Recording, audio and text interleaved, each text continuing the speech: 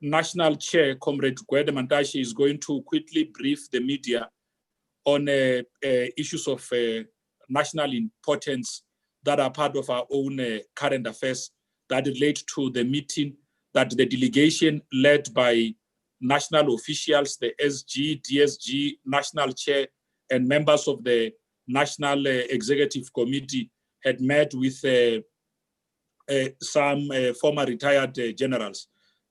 National Chair, without going into the details, I'm going to hand over to you to brief quickly members of the media, and immediately afterwards allow them to raise questions if there could be issues that they require clarity on. Over to you, National Chair. Thank you very much, Comrade Pule. Thank you to the members of the media, members of the African National Congress who took an interest on this.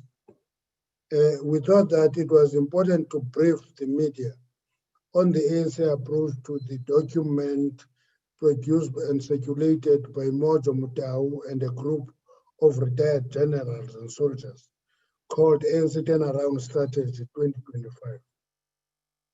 It is important for us to disclose that we did meet the group, although it has no standing in the structures of the ANC. This is informed by the understanding of the ANC leadership that it must listen to ANC members and be constructive in dealing with criticism. That's what we're doing here. Our last meeting was yesterday afternoon, evening, where we agreed to continue with the discussions on Thursday, 12/11/2020. We committed to treat the discussions as confidential until we've agreed on the way forward. Broad issues are that we've met a number of groups in the ANC.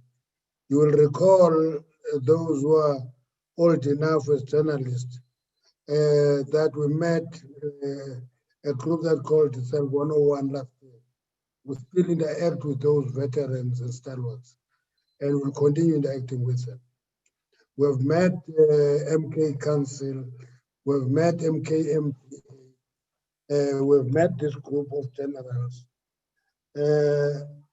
And the broad issues that we think are important is that we don't have a problem with the broad analysis, for example, of the balance of forces globally, and the broad analysis of the balance of forces domestically, though both those sections are very superficial and in point form.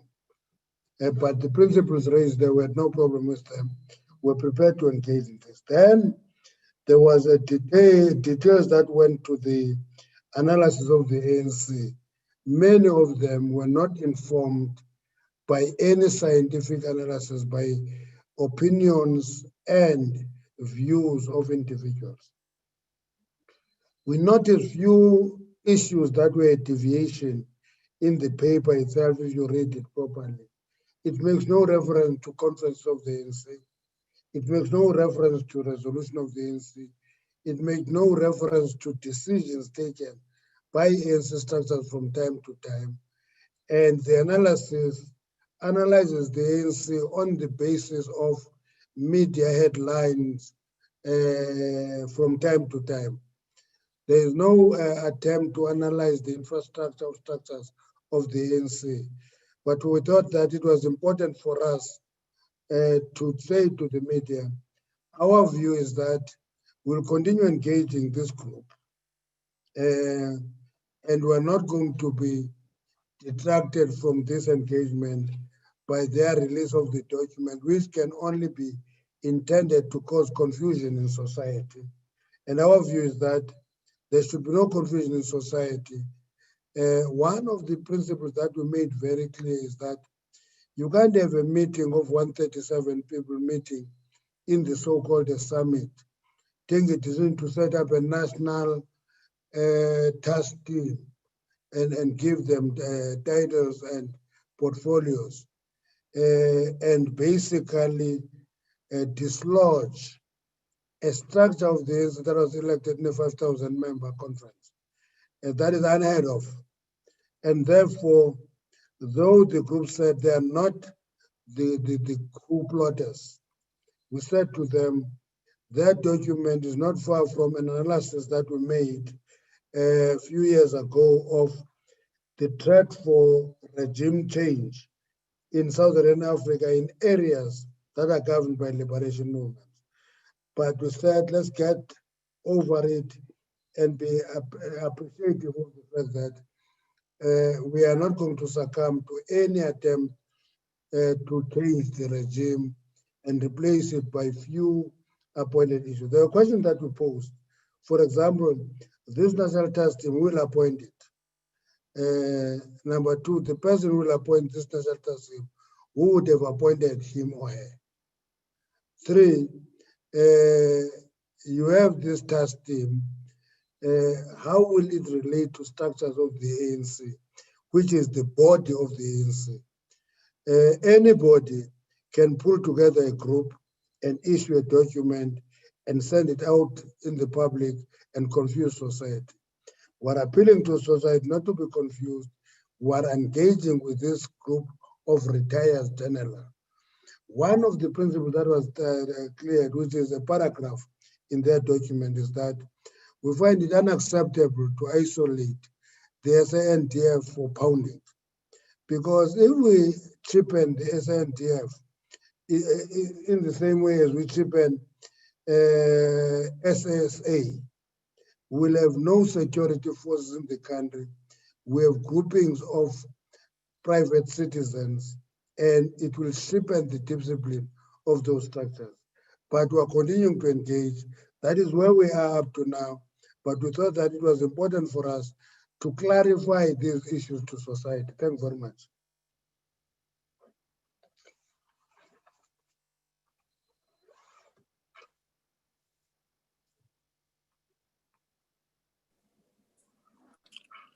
Thanks, National Chair, for that elaborate brief. I'm sure it's quite helpful to journalists who are here.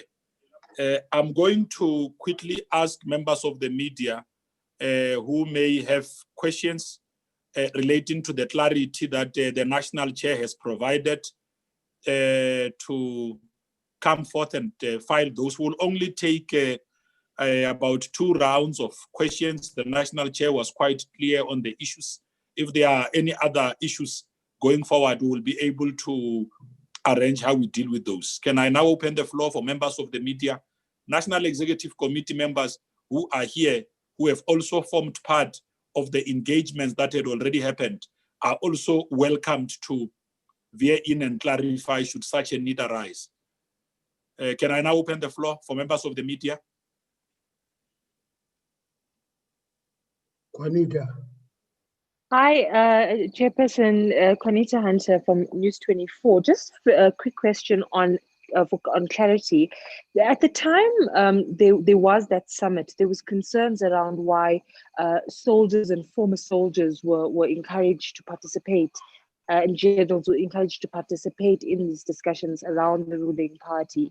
And you know, some people, former veterans of the ANC were cautioning about, platforms like these being hijacked for coups, etc. If you could just comment on that particular thing, and are you satisfied as the ANC that there are no active soldiers being co-opted into a political factional initiative? Thank you. Thanks, Juanita. Can we go to Tsidi? National Chair, I suggest we take the questions and then we deal with all of them. We now have got a hand from Tsidi. Thank you so much. I think Juanita asked a part of my question. Tsidi Madia from Eyewitness News. When the story came to our attention, Pule and Chair, the one thing I couldn't deal with is the ANC wouldn't come forward with the answers. And I didn't understand why the ANC was silent when MK veterans were raising the alarm, saying that these are recipes for a coup. When the SANDF was upset, the one thing I didn't understand is the silence of the governing party. Why has it taken the ANC this long to speak to the matter? Because it's not a new thing. This has been happening for a few months, brewing for a few months, where General Mojo said that there are issues with the ANC, yet MKs and the SADF were saying, there's a problem with this gathering, there's a problem with these people. And every time I've turned to the ANC for an answer, there was none available. Why has it taken the ANC so long to react? Thank you. No, thanks, Tsidi. National Chair, these are the two questions that we have. If there are any other follow-up questions that would come from members of the media, we'll deal with those. There's some girl There's there. some girl, I can't see him here because he needs to raise his hand on the system. Tsidi, can you put your hand down? Samki, come. Thank you, Mr. Mabe. Just a question to the National Chair. I came into the briefing very late. Just the issue of the ANC's voice when it comes to the elections in the United States that are currently taking place. What posture would the governing party like to see coming out of the United States, looking particularly at the various messages that Joe Biden has said of the liberation struggle of South Africa and of the ANC in yesteryear? Thank you. Okay, no, thanks, National Chair. You can come in and clarify. The issue of encouraging soldiers to join, why was the ANC silent on that concern?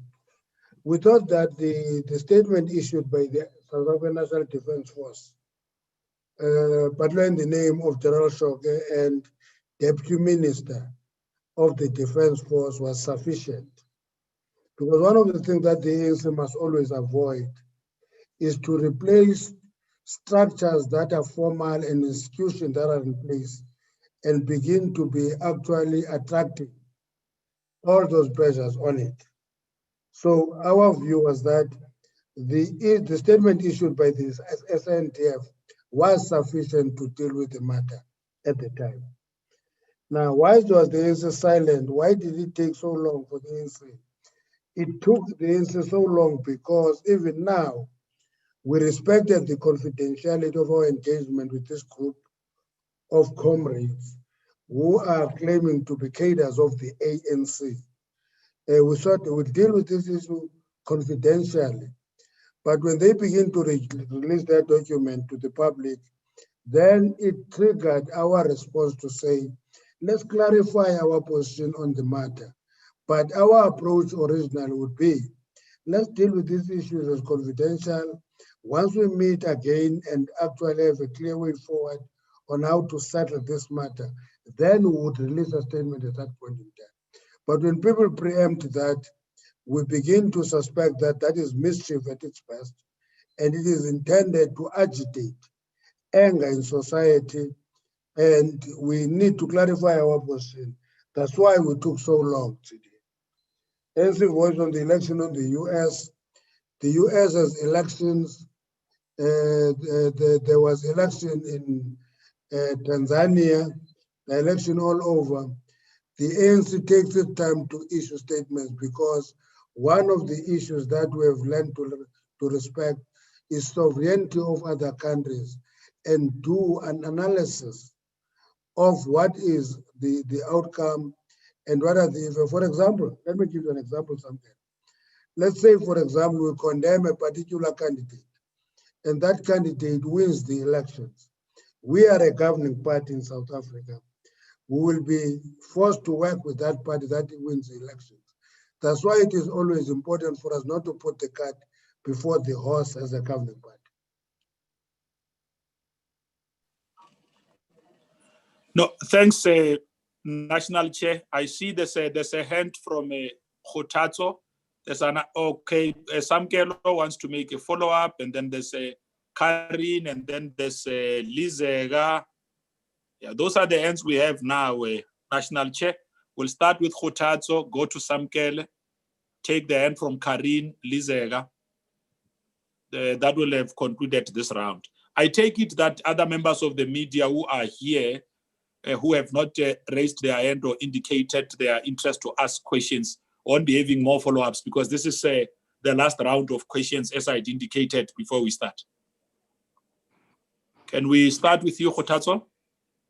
Yes, Khotatso Madisa here from the Sunday Times. National Chair, I just wanted to get clarity. So are you saying that the ANC is rejecting this lengthy document from the Gwede Summit in its totality? Can you just please clarify? And if not, which points are you concerned with? Because they're calling for basically the disbandment of the national executive for a national task team.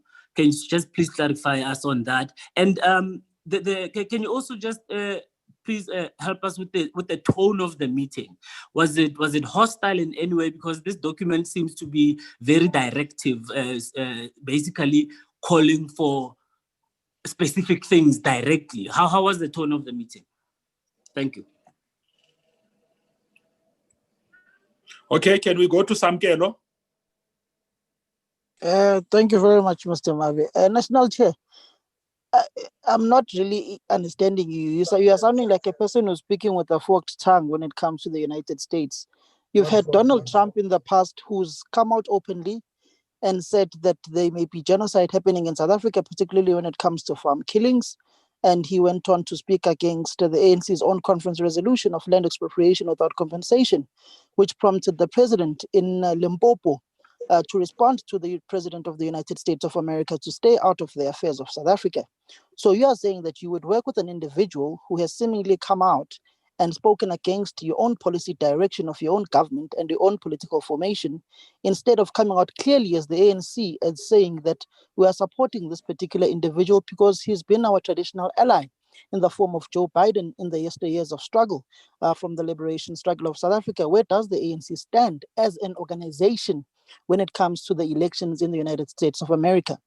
And then secondly, I'm just going to ask a question. The ANC has an issue of those who are charged with issues of corruption to step aside. Bongani Bongo has just recently been charged for corruption when he was still a head of legal in the Human Settlements Department in Mpumalanga. Will he be stepping aside as a member of the National Assembly as Chairperson of Home Affairs? The ANC in KwaZulu-Natal has brought back Michael Mabuya Khulu as its deputy chair, who is also charged with corruption alongside the likes of Mapeleni when it comes to a concert that was supposed to happen within that particular province. What are the guidelines in the issues of stepping aside of those who are charged with corruption and malfeasance? Thank you. Thanks. We've got Karin and then Tula Sizwe. Karin? Thanks, Pule. Karin de Pussy, freelance. I'm writing the story for Daily Maverick. Seeing, Mr. Mantashe, that you've mentioned Tanzania, I think it's probably fitting to ask a question. The country's had their elections last Wednesday, and the president was already declared victorious, I think, over the weekend. And there's no way the results can be challenged. So I'm just wondering, when can we expect an ANC statement of congratulations for the fraternal CCM? It seems to have taken quite a while.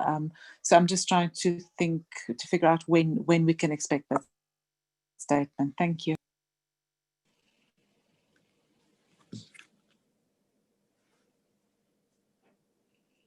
Tula Sizwe.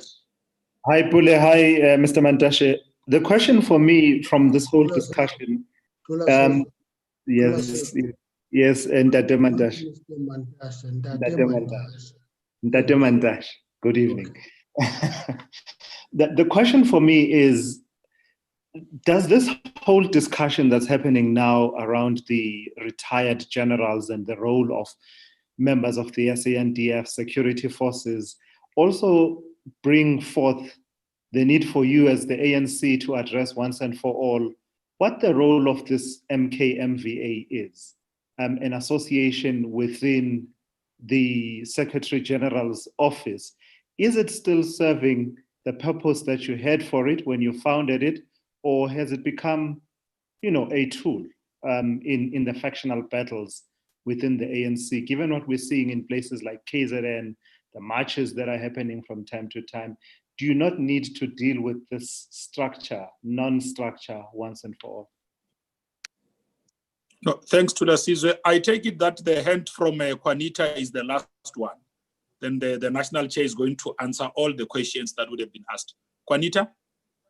Thank you very much. Just to double on my question that I asked earlier, Chair, are you concerned around, as the ANC, are you concerned around the possibility that this formation may lead down the road to a coup? That's just the clarity that I wanted, and then just a follow up in terms of what happens next. Are you meeting with them again, or is good faith squandered now that the document is in the public domain? Thank you very much. No, thank you very much, National Chair. The floor is yours. Thank you very much. Is the answer rejecting the joint document in its entirety? They are calling for disbandment of the NSC. What was the tone of the meeting? I must start with the tone of the meeting. The tone of the meeting was cordial, precisely because many of them are people we know. When we talk to General Mojo, talk about General Mojo, which we know for a long time. So there was no need for tensions. And the document, when we engaged with them, as I opened, I said, we wouldn't take up an issue with their analysis of the global balance of forces, though it was scanty. We couldn't take any issue with the question of the analysis of the balance of forces domestically, including the question of neoliberalism and neocolonialism. We accepted that both neocolonialism and neoliberalism are on the rise, not in South Africa, but globally. And the biggest debate was about the analysis about the ANC. And many of the questions in that section have not been answered and settled now. That's why we will meet them next time to take the discussion forward. So in that regard, we are engaging them like any other group in the ANC that raises issues, because we have reminded ourselves that it is the duty of leadership to listen to issues and be constructive in dealing with criticism directed at leadership. We reminded ourselves, for example, of how Oliver Tambo dealt with criticism in Morogoro and how he turned around the argument in Kabwe of a crisis, and it turned it the crisis of our advances. So we will engage with any group in the ANC that raise issues, try to understand it, and give them answers. But the point we're making, you say they're raising specific issues, the disbandment of the NSC. We raise it upfrontally, that we don't think that we can put up that for a group to meet and then decide to disband the NSC. The NSC of the ANC is the supreme body of the ANC between conferences. And therefore, that question, let me leave that. Let me move to the others. I will come back to you, Samkele, because you are raising everything and anything that has nothing to do with the briefing today, but I will come back to you. Let me deal with the security forces versus MKMVA and the office of the SG. Security forces are statutory institutions that have a statutory responsibility, and our view is that we should not drag them into party political dynamics in whatever way. We made that clear, and that is our position on security forces. MKMVA is an association of military combatants of Mkondo Wesizwe, and that is an association that must never be delegitimized. If some of the people in it behave factionally, we will always appreciate the fact that that is factional behavior, but it should never discredit the need for a military veterans association to deal with issues and social welfare of military veterans. So that's how we deal with that. How they relate to the office of the ST, I think the ST can deal with that if you think you have a question about it. But when I was ST for some time, I related to all of them. Concerns about the coup. Now, actually, they made it clear themselves, even before I was questioned, that listen, we are not coup plotters. And we threw at them a document we developed some few years back as liberation movements in the region, which was raising the threat of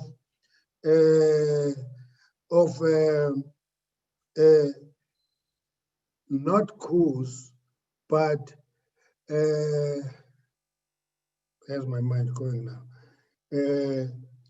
Regime change. Regime change.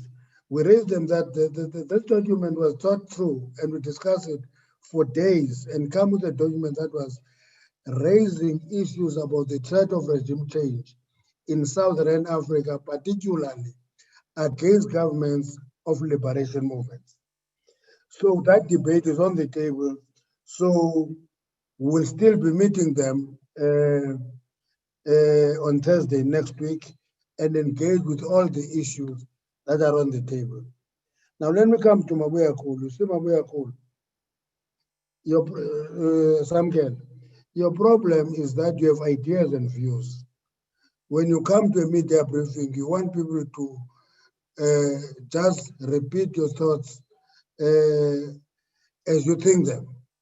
That we're talking about folk tongue when you talk to the USA. Donald Trump has been the president of the USA for 4 years.